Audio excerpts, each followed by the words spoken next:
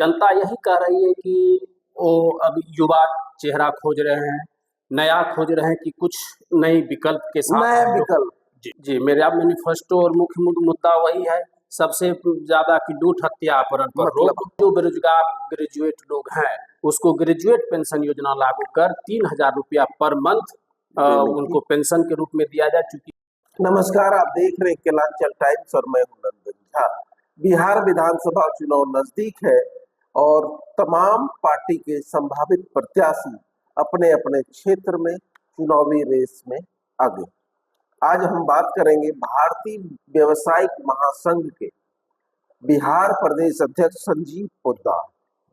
संजीव पोद्दार पूर्व में कोसी सनातन शिक्षक उत्तर विभाग से जो एमएलसी का चुनाव होते हैं उनके पूर्व प्रत्याशी भी रह चुके हैं और इस बार अपनी दम दिखाने को तैयार है बीरपुर विधानसभा क्षेत्र। लगातार जनसंपर्क कर रहे हैं और लोगों को अपने पक्ष में करने की जी तोड़ मेहनत कर। संजीव पोद्दार हमारे साथ है। सर, स्वागत है आपका। सर नमस्कार आपको। कैसी तैयारी है सर? देखिए सर, पहले आपके चैनल को हम धन्यवाद करते हैं। इस चैनल के माध्यम से तमाम मतदाताओं को भी हम धन्यवाद करते हैं, उनका अभिनंदन करते हैं। यह जो चुनावी दौर है हर वर्ष आते हैं रहा है। कुछ नेता ऐसे हैं सिर्फ उनको चुनावी मूवमेंट पर विजिट करना होता है, लेकिन मैं जो अभी तक अनुभव किया छात्र जीवन से अब तक, जो मूलभूत सुविधाओं का लगातार अभाव रहा है उसकी मैं आपके पास बात रख देना चाहता हूं।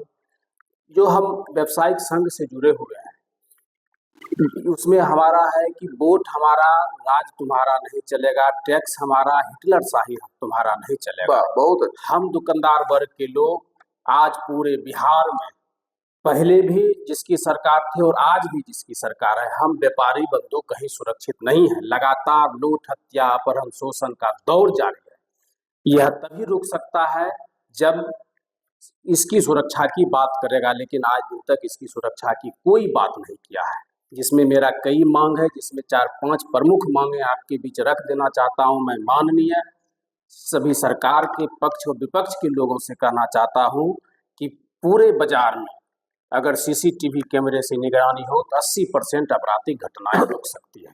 जब बिना हम हेलमेट का सफर करते हैं तो चालान कट के मेरे घर तक आ सकता है, फिर इतनी बड़ी आपराधिक घटनाएं होती है तो आज दिन तक उसके ऊपर क्यों नहीं शिकंजा कसा गया? बिल्कुल। अगर दुकानदारों को गोली मारकर हत्या कर दी जाती है तो उसके परिवार को 21 लाख रुपया नौकरी और 21 लाख मुआवजा और परिवार को 1 नौकरी दे, और उन्हें घायल कर दिया जाता है क्रिमिनलों के द्वारा तो इलाज का टोटल खर्च सरकार को वहन करना होगा।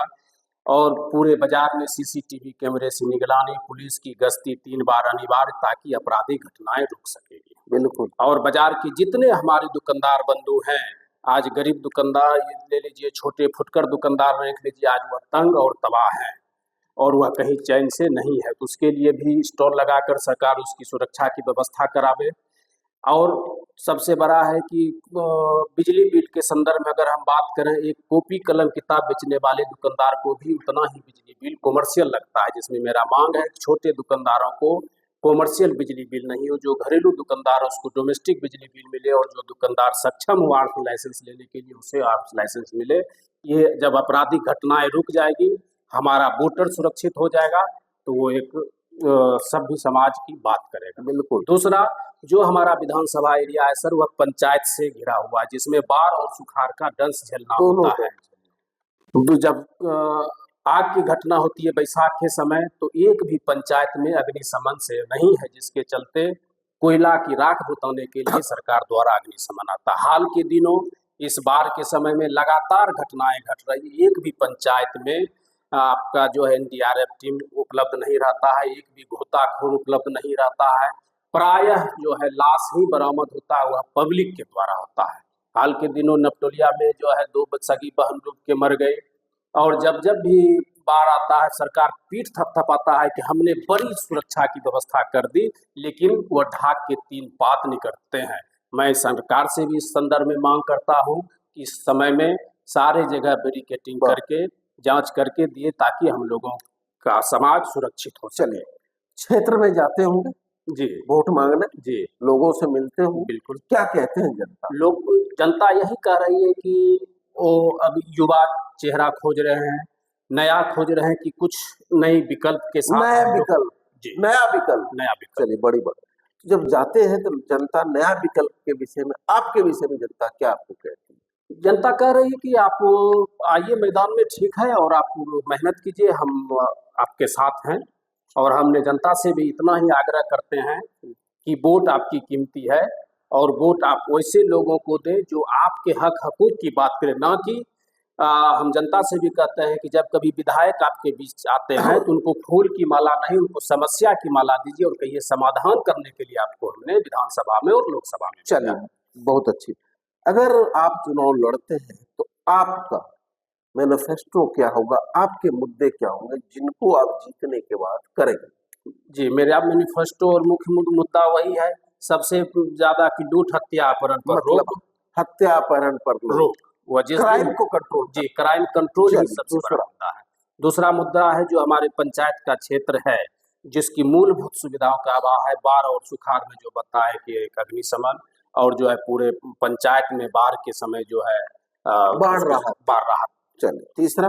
तीसरा हम लोगों का मुद्दा है कि अभी जैसे कि हाल के दिनों ग्रेजुएट का चुनाव होने वाला है बिल्कुल। और सबसे ज़्यादा हमारे बिहार के लोग बेरोजगार हैं और उसमें आप इधर सरकार ने किया था बाहर लोगों की बहाली की, वोट हम लोग बिहारी देते हैं, तो उस पर रोक लगनी चाहिए। वाह। और जो बेरोजगार ग्रेजुएट लोग हैं उसको ग्रेजुएट पेंशन योजना लागू कर 3,000 रुपया पर मंथ देने की। उनको पेंशन के रूप में दिया जाए, क्योंकि मेरे वोट से जीतने वाले एमएलसी को पेंशन तो ग्रेजुएट को पेंशन क्यों नहीं। चलिए, बहुत अच्छी बात। आप देखिए, इन्होंने जो हमारे साथ संजीव पोद्दार जी, इन्होंने अपनी मैनिफेस्टो के बारे में जनता को बताया और जब क्षेत्र जाते हैं जो इनके प्रति प्यार उमड़ता है उन बातों को भी जनता के बीच रखा है। क्या लगता है सर, एक तरफ इंडिया एक तरफ एनडीए, दोनों शेर के बीच में इकलौता संजीव पोद्दार?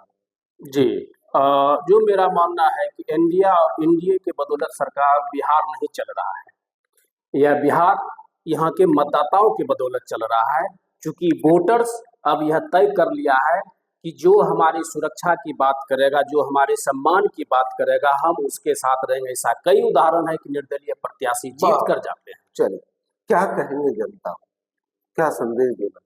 बस जनता को मैं चैनल के माध्यम से यही संदेश देने जा रहा हूँ कि मुझे लंबी लड़ाई लड़नी है और हमारा मुख्य उद्देश्य है आपका समस्या मेरा समाधान। अगर वोट कीमती है, हम आपके लायक होंगे तभी आपका एक वोट मुझे चाहिए, लेकिन जब भी किसी तरह की समस्या हो एक कॉल करें मेरे हेल्पलाइन नंबर पर, मैं आपके साथ सदैव सम्मानित रूप से आपके साथ रहूंगा। देखिए, संजीव पोद्दार का कहना है क्षेत्र की जनता का समस्या मेरा समाधान, उनकी समस्या मेरा समाधान, उन्हें दिक्कत मुझे दिक्कत, मैं सिर्फ जनता के लिए हूँ, जनता के लिए रहूंगा।